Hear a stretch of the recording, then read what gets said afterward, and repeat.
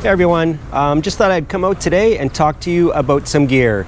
Unfortunately, some of my reviews lately of the gear has been some negative stuff to do with a couple of the trunk bags I had, frame bag I had from Blackburn.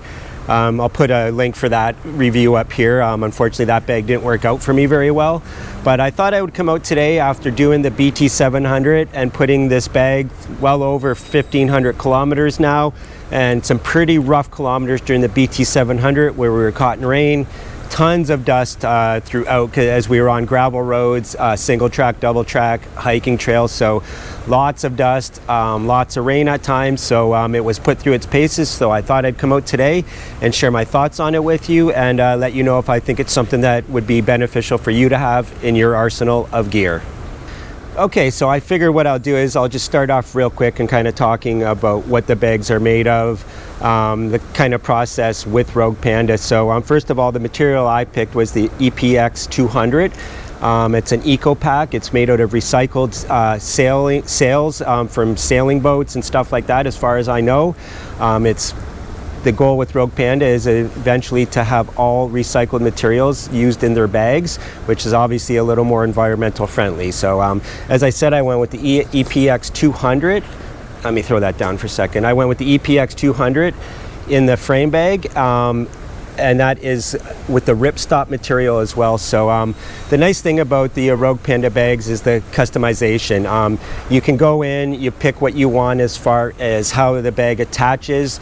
There is Velcro, there is bolt-on, and there is lace-on, and you can use a combination of both if you would like. I do not have the bolt-on options on my bike to do that, so I went with the Velcro. Yeah, so I went with the Velcro, or what I believe they call is the hook and loop. And there's a lot of attachments points, and some people might think it's overkill, but when you have a lot of stuff in the bag, you want it to be secure. You don't want that flopping around between your legs. So definitely all the attachments worked really well. The Velcro is really strong. So another thing that they do that I really like is everywhere that the bag contacts the frame, there is extra padding to stop from things banging on the frame and making a lot of noise. So I really like that feature a lot.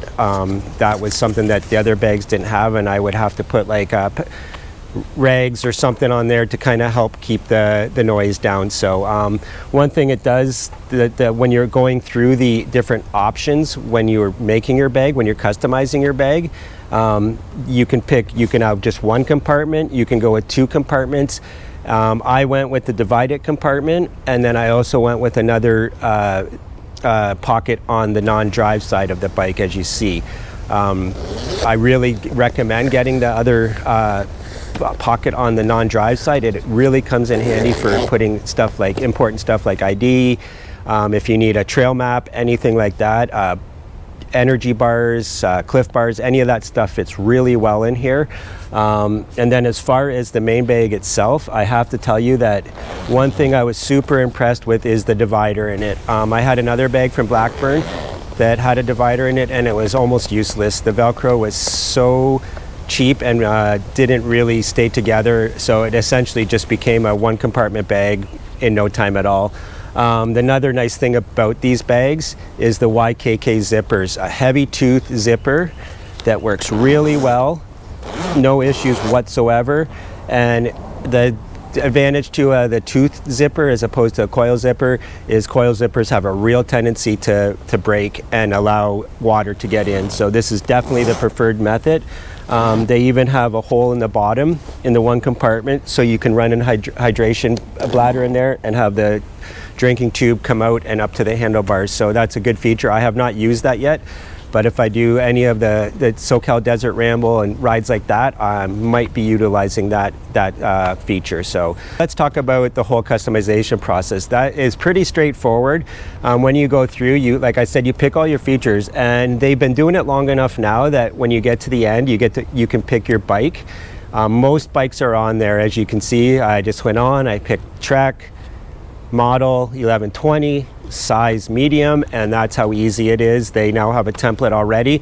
If you happen to have a bike that they don't have a template for, then it's what they call Panda Vision. You tape a ruler onto your bike at a certain point, take a picture of it, and then with I believe some software they have, they're able to make a bag for that particular frame.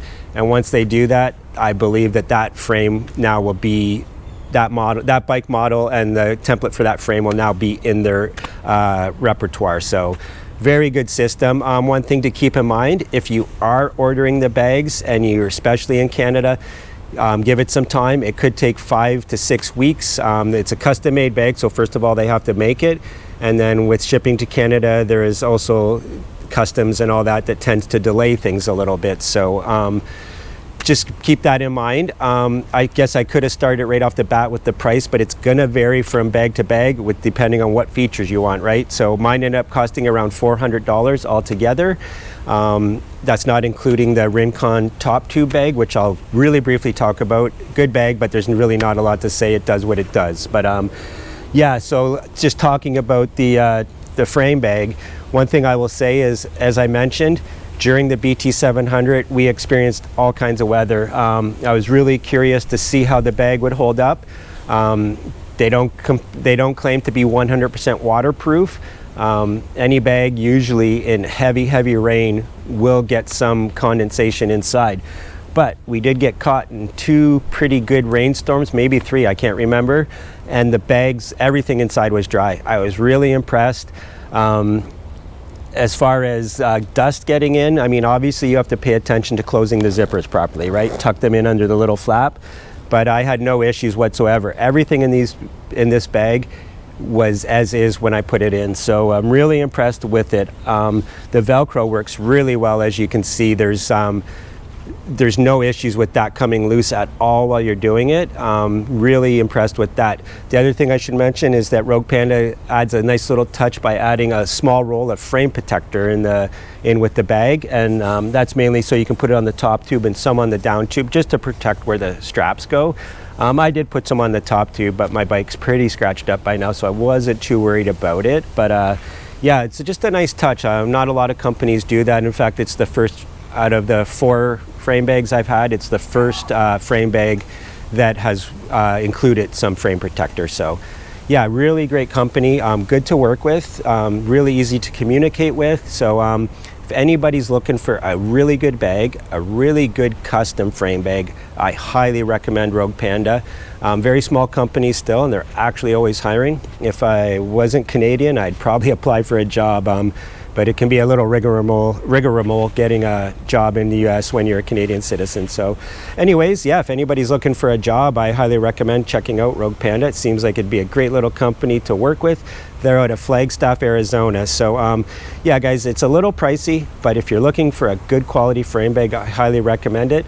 Dennis that I was traveling with is using the same bag, just a different color, and he had no issues whatsoever as well. So all right, so let's wrap this up. Would I recommend the Rogue Panda frame bag? Absolutely. It's one of the better pieces of gear that I've bought in quite some time, and I can't see any reason why I'm going to stop using it. If I get a different bike, I will very likely get another bag made through Rogue Panda. So that speaks to how I feel about the quality, and the functionality is kind of something that doesn't get talked a lot about, but everything can look great, but if the zippers are hard to open, if the zippers fail really quick, then the looks don't matter, right? So this bag held up really well in all conditions.